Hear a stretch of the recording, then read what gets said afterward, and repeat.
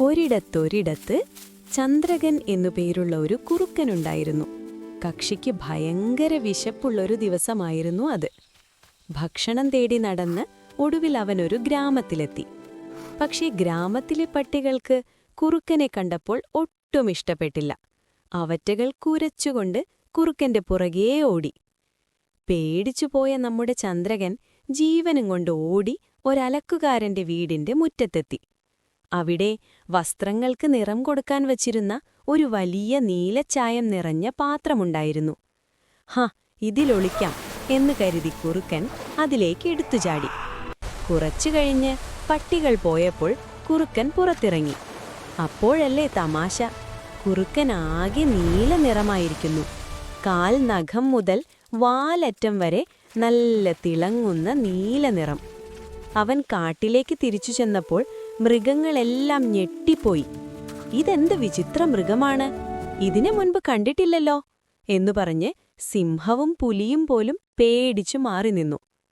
ഇത് കണ്ടപ്പോൾ നമ്മുടെ കുറുത്തനൊരു ബുദ്ധി തോന്നി. അവൻ ഗമയിലൊന്ന് നിന്നുകൊണ്ട് പറഞ്ഞു, എല്ലാവരും കേൾക്കുക, എന്നെ ദൈവം അയച്ചതാണ്. ഈ കാട്ടിലെ മൃഗങ്ങളെയൊക്കെ സംരക്ഷിക്കാൻ വന്ന നിങ്ങളുടെ പുതിയ രാജാവാണ് ഞാൻ. മൃഗങ്ങളെല്ലാം അത് വിശ്വസിച്ചു. സിംഹം അവന് ഭക്ഷണമെത്തിച്ചു കൊടുത്തു, പുലി അവനെ കാവൽ നിന്നു. പക്ഷെ കുറുക്കൻ ഒരു കാര്യം ചെയ്തു. തന്റെ വർഗത്തിലുള്ള മറ്റു കുറുക്കന്മാരെ കണ്ടാൽ കള്ളത്തരം പുറത്താവുമെന്ന് പേടിച്ച് അവൻ അവരെയെല്ലാം കാട്ടിൽ നിന്ന് ഓടിച്ചുവിട്ടു.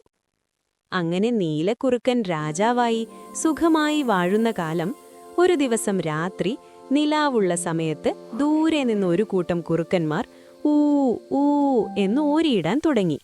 ആ ശബ്ദം കേട്ടപ്പോൾ നമ്മുടെ നീലക്കുറുക്കനെല്ലാം മറന്നുപോയി. തന്റെ വേഷവും രാജാവാണെന്ന കാര്യവുമൊക്കെ മറന്ന് അവൻ ആവേശത്തോടെ തലയുയർത്തിപ്പിടിച്ചു ഉറക്കെ ഓരിയിട്ടു, ഊ ഊ ഊ എന്ന്. അപ്പോഴാണ് മറ്റുള്ള മൃഗങ്ങൾക്ക് കാര്യം മനസ്സിലായത്. അയ്യോ, ഇത് നമ്മളെ പറ്റിച്ച വെറുമൊരു കുറുക്കനായിരുന്നോ എന്നു പറഞ്ഞ് മൃഗങ്ങളെല്ലാം അവനെ പിടിക്കാൻ ഓടിച്ചു. കള്ളം പിടിക്കപ്പെട്ട കുറുക്കൻ ജീവനും കൊണ്ടവിടെ നിന്ന് ഓടി രക്ഷപ്പെട്ടു. ഈ കഥയിലെ ഗുണപാഠം: നമ്മൾ ആരാണോ അതായിരിക്കണം എപ്പോഴും. കള്ളം പറഞ്ഞ ആരെയും പറ്റിക്കാൻ നോക്കരുത്. സത്യം എന്നായാലും പുറത്തുവരും.